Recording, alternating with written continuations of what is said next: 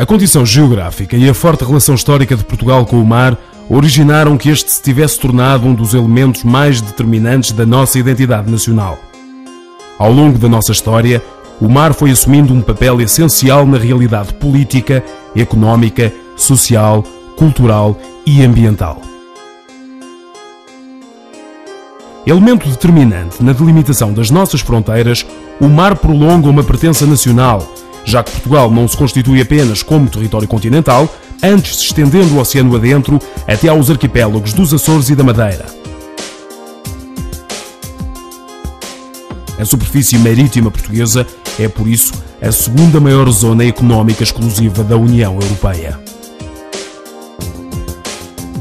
Nem oceano nem continente, o litoral é um verdadeiro interface biofísica e geoquímica entre o mar e a terra, gerando uma dinâmica em constante mutação.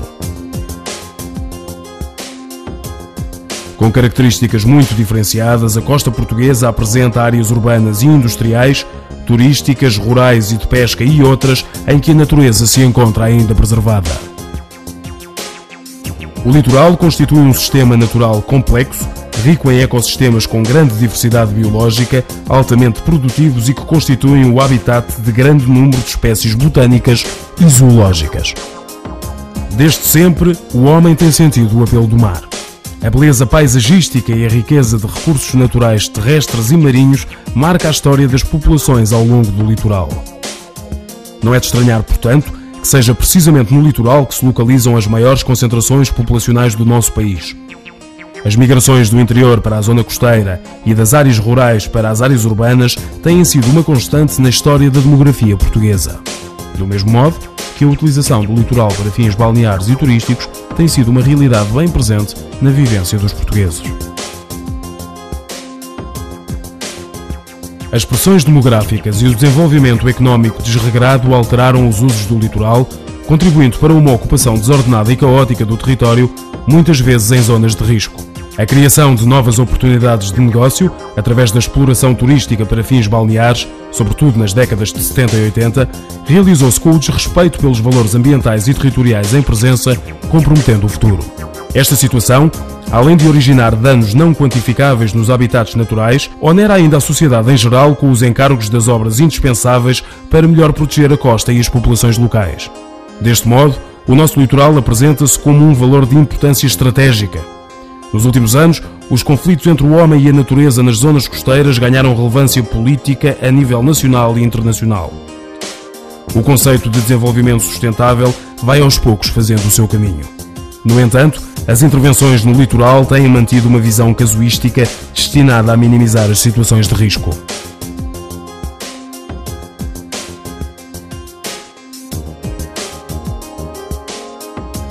O desafio da valorização estratégica do litoral exige transformar os conflitos de usos em novas oportunidades. Para isso, é fundamental apostar numa visão integrada das potencialidades ambientais, económicas, sociais, culturais e recreativas destas regiões. A resolução dos seus problemas passa por instrumentos de planeamento territorial inovadores na procura dos equilíbrios necessários entre a conservação e proteção dos recursos naturais e a melhoria das condições socioeconómicas das populações costeiras.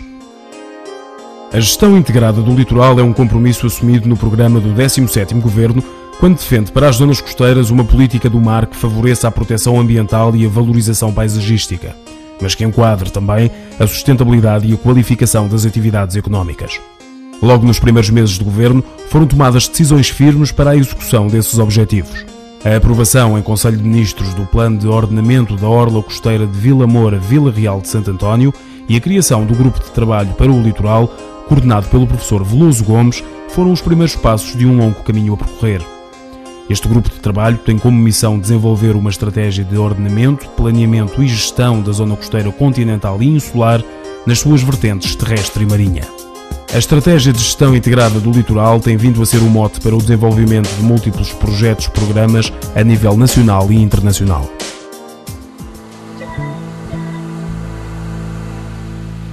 Em Inglaterra, o programa para Durham Heritage Coast, o Turning the Tide, decorreu entre 1997 e 2002 e envolveu várias localidades.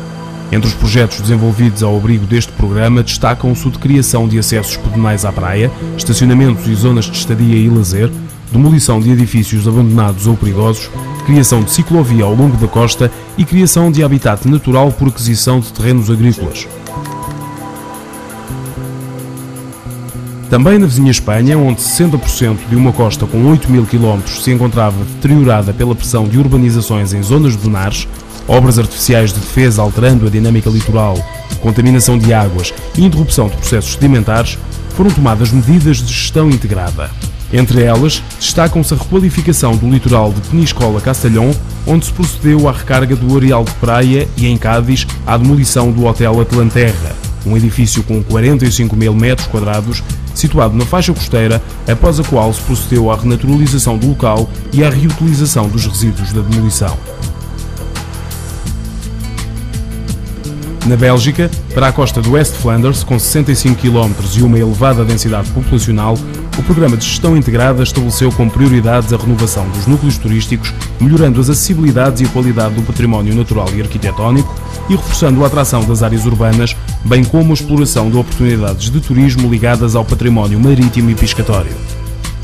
Também a Grécia, a Itália e a Holanda têm desenvolvido os seus programas com idênticos objetivos, embora adaptados às necessidades concretas das suas costas marítimas.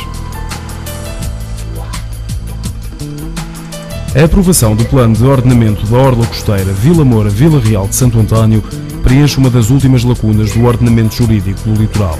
Com uma ocupação territorial de 75 km, este plano abrange 6 concelhos e integra uma das áreas protegidas de maior diversidade do país, o Parque Natural da Ria Formosa. A par da grande diversidade paisagística, a zona de intervenção deste plano de ordenamento é também marcada pela forte pressão urbanística e por um acelerado índice de erosão costeira. A fragilidade e risco dos ecossistemas exige uma atuação de desocupação e renaturalização das faixas de proteção da linha da costa e das Ilhas Barreira. Neste contexto, a Ilha da Colatra é a vários níveis uma intervenção emblemática. Trata-se da única ilha onde será possível articular ações de renaturalização com ações de qualificação de um aglomerado urbano historicamente vocacionado para as atividades pescatórias, com a particularidade de se encontrar totalmente localizado em domínio público marítimo. Situada a sul de Olhão, a Ilha da Colatra localiza-se em plena Ria Formosa, estendendo-se ao longo de 6 km de frente litoral e compreendendo 3 núcleos populacionais: o Farol, ocupado essencialmente no verão, o Ângares e a Colatra, onde reside a maior parte da população. Foi a fixação dos armadores de atum que deu início a esta comunidade, que conta hoje com cerca de 1000 habitantes, a maioria dos quais se dedica à pequena pesca artesanal e ao marisqueiro na maré baixa. É uma das 5 ilhas barreira de um sistema lagunar de grandes dimensões na costa litoral do Sotavento Algarvio.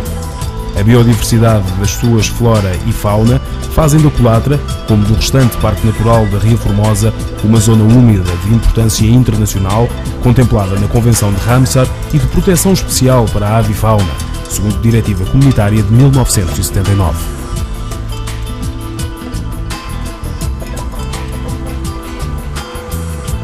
Nos seus 3 núcleos existem elementos de caracterização comuns. Tratam-se de áreas localizadas em domínio público marítimo, desqualificadas e de debilitada inserção no meio, descaracterizadas e com condições de salubridade mínimas e arruamentos não estruturados. Diversas construções encontram-se em duna primária em situação de risco elevado. No núcleo da Colatra, de atividade pescatória artesanal e marisqueiro, além das características já referidas, registra-se ainda desorganização das áreas destinadas à pesca com aprestos recentes. No núcleo dos Ângares, os aprestos são inexistentes, os materiais das construções são pobres e a habitação precária. O Farol, núcleo balnear de ocupação sazonal, localiza-se parcialmente em área de jurisdição portuária, possuindo várias obras de contenção a sul.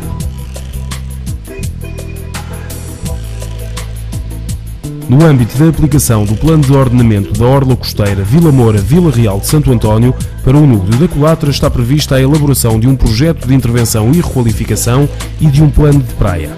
Estes projetos têm como objetivos renaturalizar as áreas ambientalmente mais sensíveis, revitalizar os núcleos pescatórios e requalificar as áreas populacionais, sem prejuízo de se manterem em domínio público marítimo, bem como ordenar o uso balnear. Estas ações têm como destinatários os membros da comunidade pescatória, de forma a manter o valor económico ou cultural deste núcleo. Ficam criadas ainda as condições para garantir a continuidade geracional desta comunidade.